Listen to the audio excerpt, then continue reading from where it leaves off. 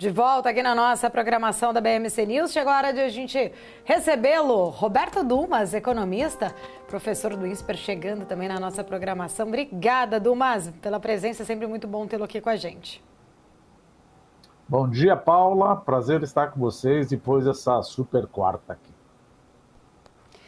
Falando em super quarta, Dumas, já quero começar falando contigo. O Copom manteve aí a taxa de juros aqui no radar, voltado ali, né? Todo aquele comunicado mais para o fiscal.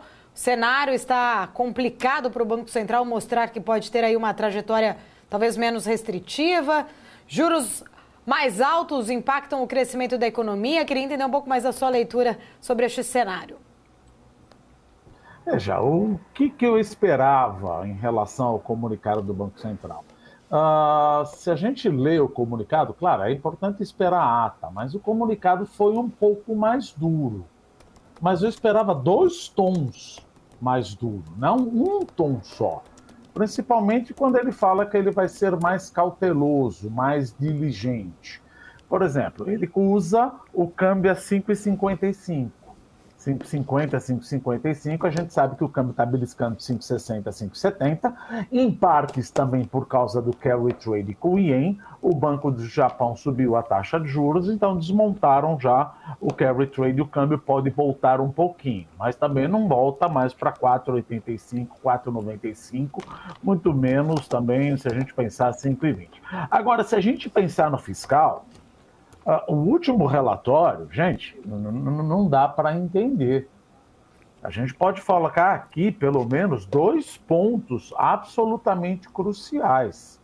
A despeito de que houve, eu entendi, uma assimetria de riscos, em que pese que o comunicado tinha colocado 3 pontos de risco altista e 2 pontos de risco baixista, pontos baixistas, se ele achasse que fosse assimétrico, ele já deveria ter tomado alguma atitude ou sinalizado.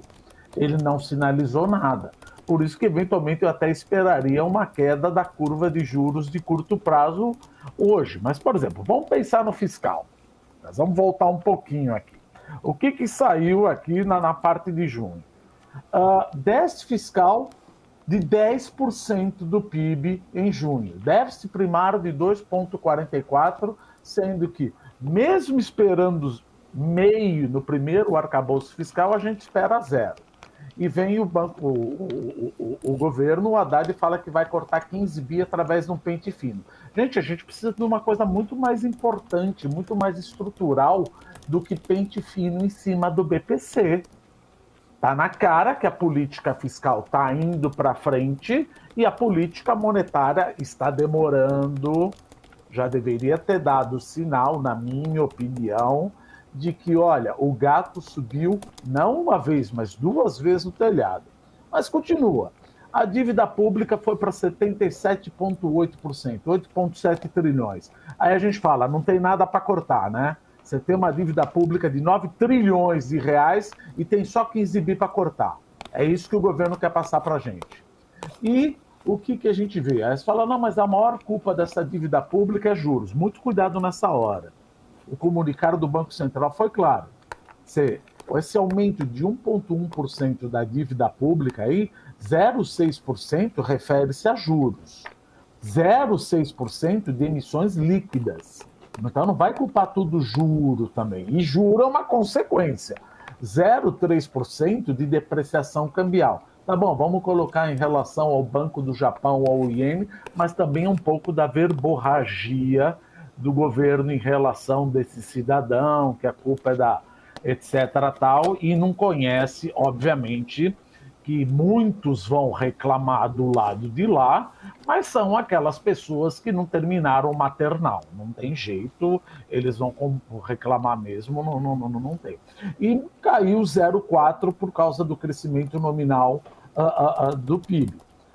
O Banco Central, com razão, mostrou-se cada vez mais preocupado, tem se mostrado cada vez mais preocupado com a desancoragem das expectativas inflacionárias.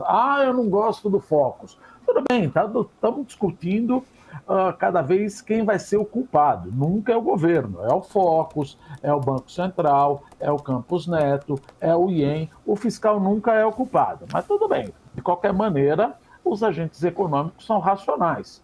Eu vou olhar o que um economista fala, vou olhar o Focus, mas é manipulado. Tá bom, eu vou olhar então, o que eu olhar é a expectativa. Eu não vi ninguém falar que a expectativa vai ser 3,5.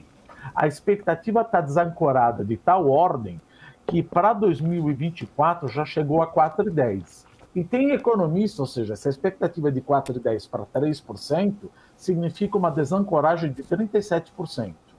Para 2025, a desancoragem é de 3,96% de inflação, que dá uma desancoragem de 32%.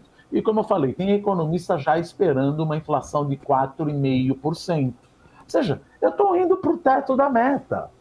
E quanto mais tempo demora para o Banco Central sinalizar ou subir o juro, mais vai ter que ter uma dose de remédio mais forte. Porque falou, olha, vamos agora ancorar as expectativas. Veja, quanto mais desancorada, mais juro eu vou precisar para voltar para a ancoragem. Como eu digo, os agentes econômicos, eles são racionais.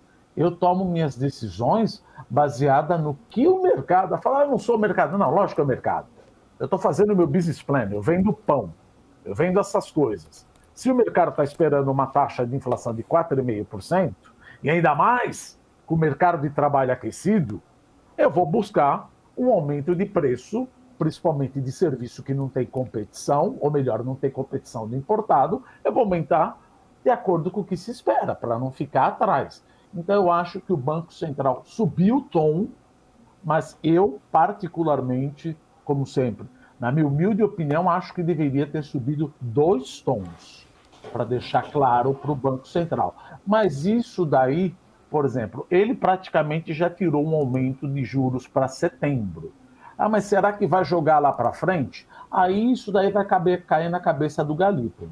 Ele que se vira e que tome a decisão e veja como é que o chefe dele, entre aspas, vai reagir se ele tiver que subir a taxa de juros na primeira reunião liderada pelo Galípolo, Paula.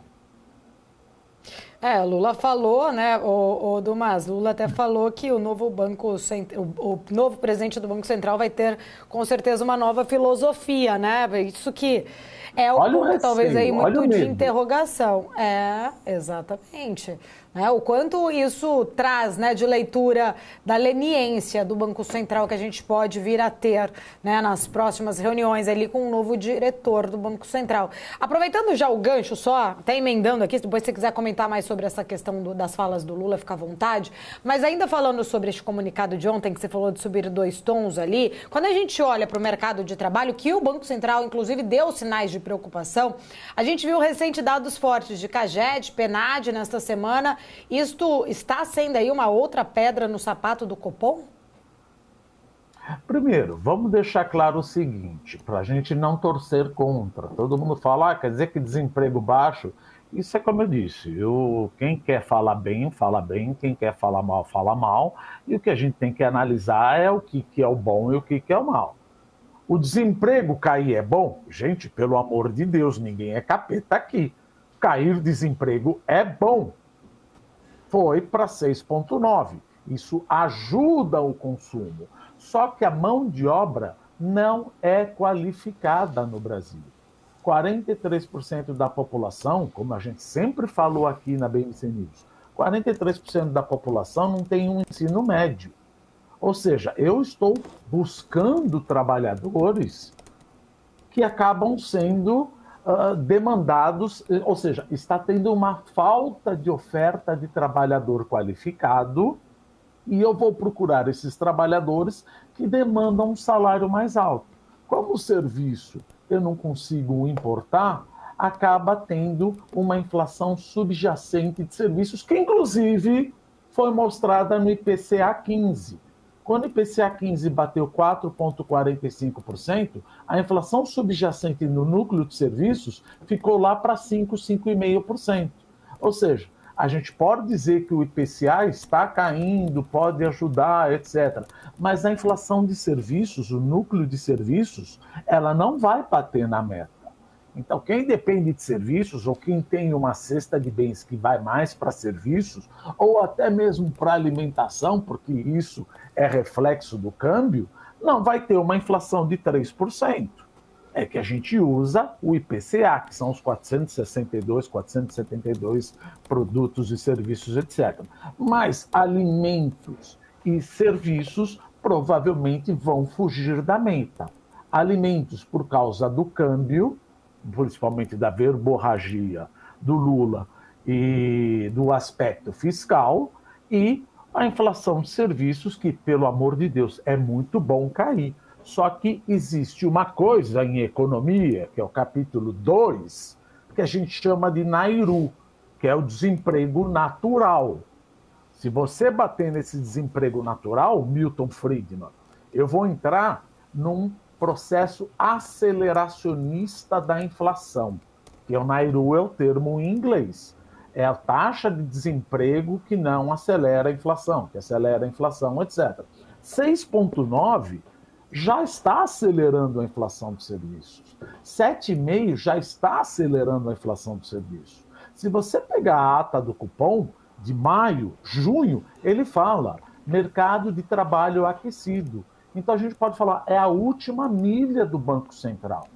Então veja, o Banco Central está fazendo de tudo para segurar os erros da política fiscal expansionista. A política fiscal expansionista, mas você está contra aumentar o salário mínimo? De jeito nenhum. Eu sou ungido por Deus. Eu quero que o salário mínimo, cada um ganhe R$1 milhão por mês. 2 milhões, vai, já agora que eu estou simpático. Só que se o salário sobe além da produtividade, gente, pelo amor de Deus, eu sei que nessa hora vem os haters. Salário tem que subir de acordo com a produtividade.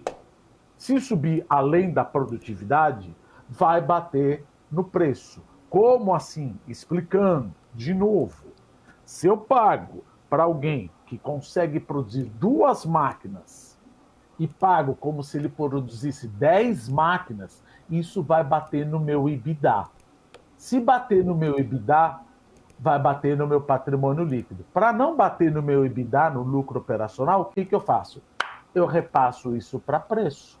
Repasso isso para preço, não tenho competição de importado, inflação de serviços. Eu não sei onde está o rocket science disso daí, dos defensores que o salário tem que subir ad nauseam. Tem que subir para sempre. Ora, dá 1 milhão para cada um.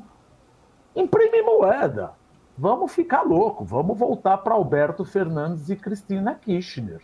Ah, mas a falácia é o argumento que o consumo aumenta. Bacana. O consumo aumenta a produção. Não aumenta a produção porque o brasileiro não é produtivo da maneira que está aumentando. Ele está consumindo demais e não temos capacidade produtiva, produtividade para atender esse consumo. O hiato do produto está fechando.